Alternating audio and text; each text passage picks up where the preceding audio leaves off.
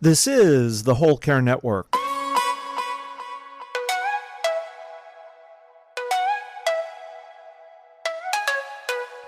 Helping you tell your story one podcast at a time.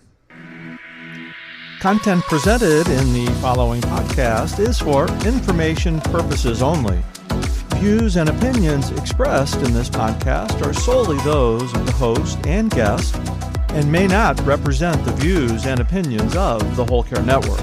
Always consult with your physician for any medical advice, and always consult with your attorney for any legal advice. And thank you for listening to the Whole Care Network.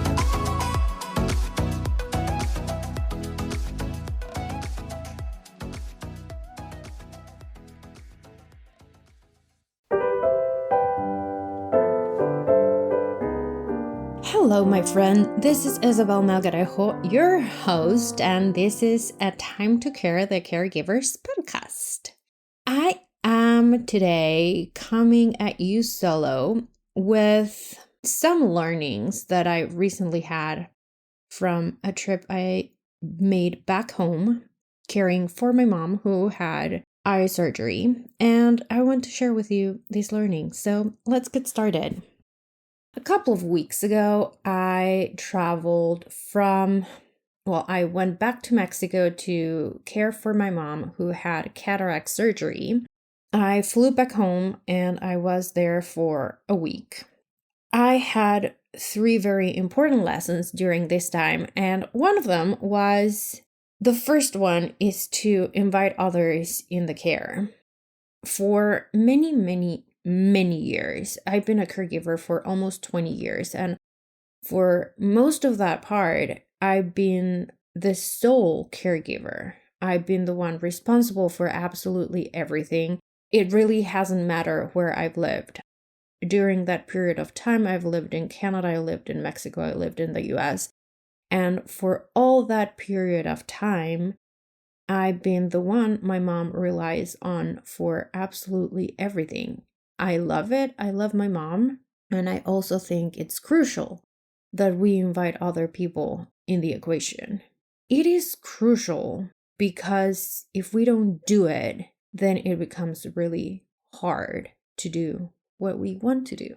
And another thing that I learned during this time is that when you invite others into the picture, they feel accomplished, they feel that they have done something really good, and then we can all share this journey.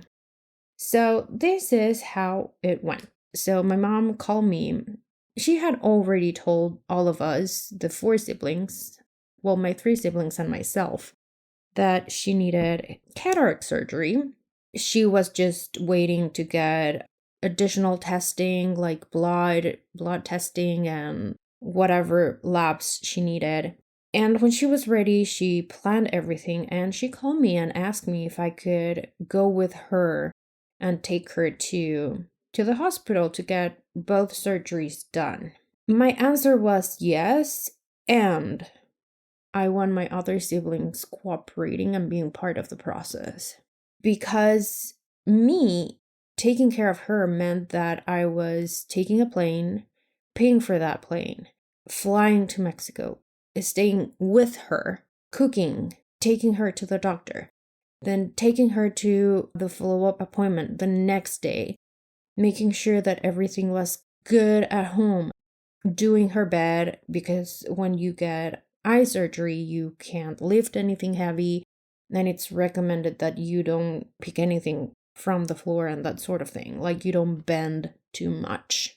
We had all this going on. I was really happy to go and help. And also I had other responsibilities. I had clients to tend. I had work to do. I could have changed everything. I just didn't find it fair that it was just me changing my whole life. So what I did is I invited my siblings to participate in the care. I called them and I told them this is what is required of my mom's care.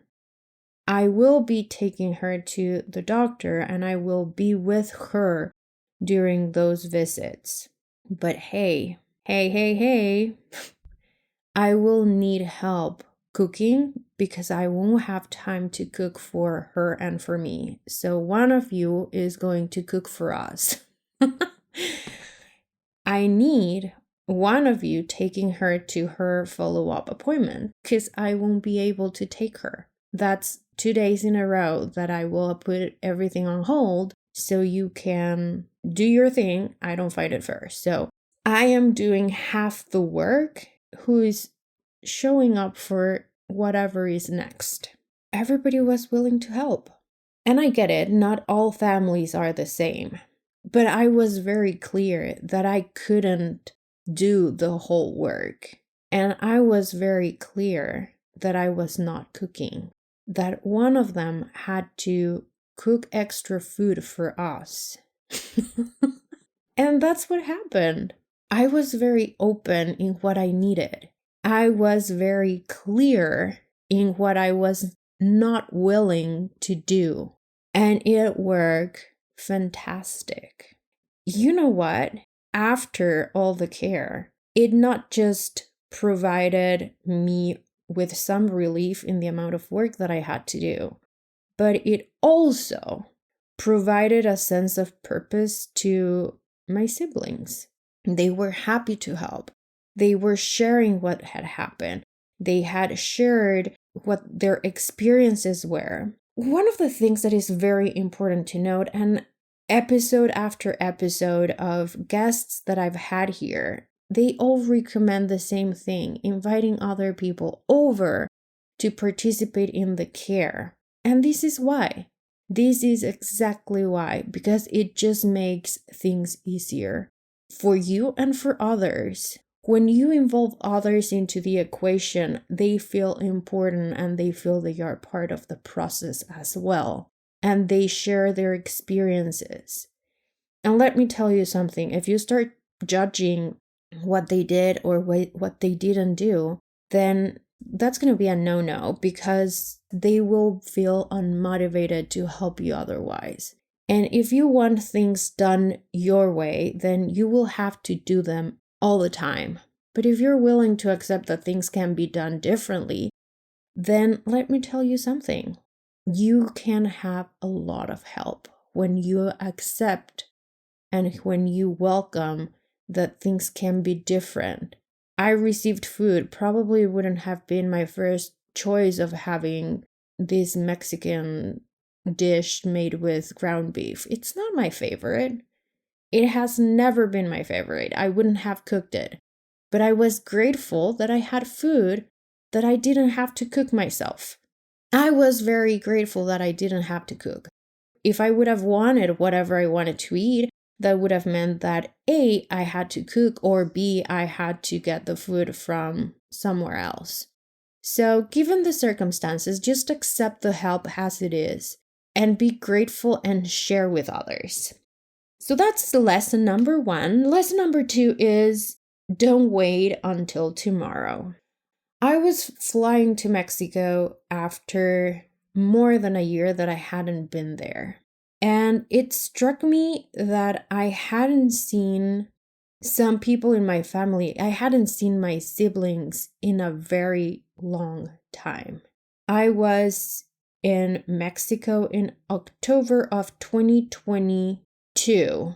That time, I didn't get to see one of my brothers because they got sick and I was only there for a weekend, so I didn't get to see them. Then I was back on March of 23, and I didn't get to see this brother because I went to a wedding and they didn't go to the wedding. It was until this time, May of 24, that I was able to see them again back home. It really struck me how little I see them and how much I love them. I don't want to wait until it is too late to enjoy and share with them my life. I've been listening to this in many other places. I've heard it from my coach, Susan Hyatt, from Mel Robbins, her podcast. She's been recording episodes with this topic as well. I've just been listening this everywhere. the common denominator is that we spend so much time on things that we don't necessarily need, and we are not prioritizing the people and the places where we really want to be. And it really struck me that being in a very close family where we've always been good siblings and where we've always shared and be there, I hadn't been and I hadn't seen them in a very long time, which means that I need to start doing things to see them more often. And one of my objectives right now is to go back home more often. I can't put that responsibility on anybody else. That's not how the world works. If I want something, I want to go and get it. Because unfortunately, things just don't happen. If we want something in particular to happen, we have to make it happen and we need to take action over it. If I want to be closer to my family, that means that I have to travel back home more often. And if I want to be closer to them and see them more often, then they are not going to be coming. I am the one who has to go and visit them. I have to create the time, and it really doesn't matter how long of a time it is, but it has to be good quality time. And all of these leads me to lesson number 3, which is don't overstock activities. Be very mindful about the things that you're doing. For a very long time, every time that I go back home, I just shove as many people as I can visit and be with on my visits.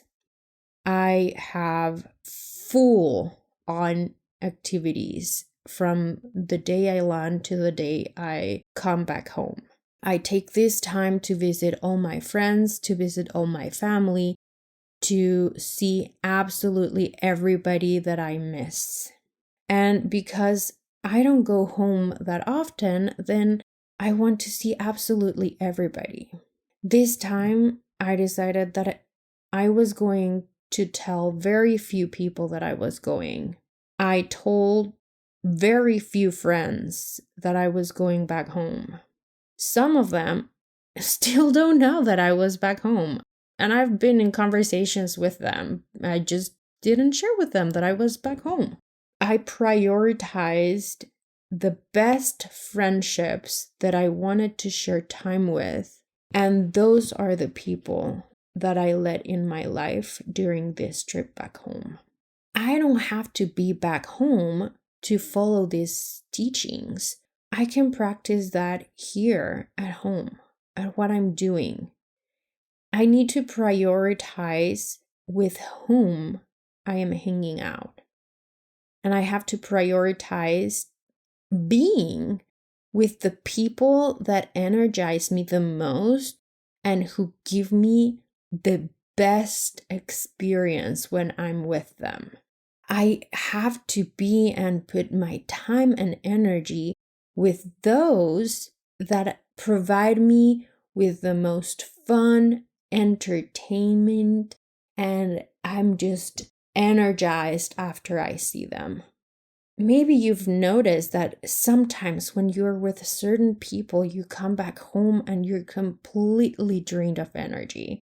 You're just exhausted. And that happens every single time that you see them. And there are other people that you see them and everything is perfect and you want to keep going and you come back home and you're happy and you remember what you laughed about. Those are the people you want to be nearby. Those are the people you want to hang out with. The ones that energize you, the ones that you come back home and you're just refreshed and happy and you feel this joy inside of you. And today it is hard because for a good period of time we had forgotten to be out there. And I often talk about going out there and creating community. So we have to build that community in a very conscious way on how to build a positive community, a community that is full of energy, positive energy, that brings us joy, that brings us a sense of humor, a sense of belonging, a sense of fulfillment. So today I invite you to think about the people you're spending time with, being more conscious about how you spend your time and with whom you're spending that time. Because if something I learned during this last trip and not telling absolutely everybody that I was going is that I actually got to spend very good quality time with the people that I love the most. And I was not worried about having to run into my next appointment. I was just there, enjoying the moment and enjoying the company, because those were my favorite people. So I invite you to do the same, to invite others in the process of caring, not be perfectionist about how you want things to be. Don't let things for tomorrow. We don't know if tomorrow is going to happen. So take action today. Do what you want to do today and enjoy life. See you next week. Oh, by the way, before I leave, I am doing a launch for my program. I've added some lessons, and if you want to know more about what is being added into the program, get a slot in my calendar. Let's talk about it. Let's talk how I can help you regain the life that you want, how you can invite others into the picture, and most importantly, how can you enjoy your life at its fullest potential today. See you next week.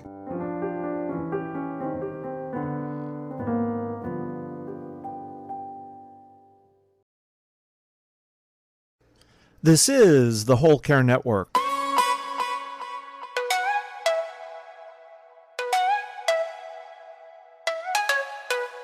Helping you tell your story one podcast at a time.